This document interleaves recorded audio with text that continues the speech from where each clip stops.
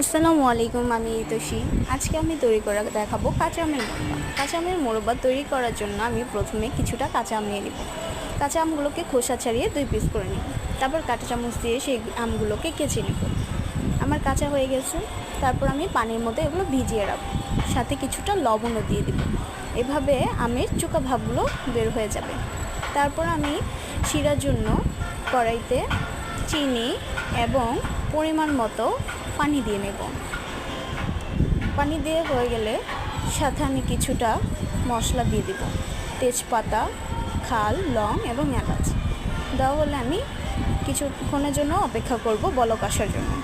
বলক চলে আসলে আমি দেখব আঠালো ভাবটা আসছে কিনা। যদি আঠালো ভাবটা চলে আসে তাহলে আমি আমগুলোকে দিয়ে দেব। আমগুলো দেওয়া হয়ে গেছে। এখন নাড়াচাড়া দিয়ে আমি কিছুক্ষণ অপেক্ষা করব।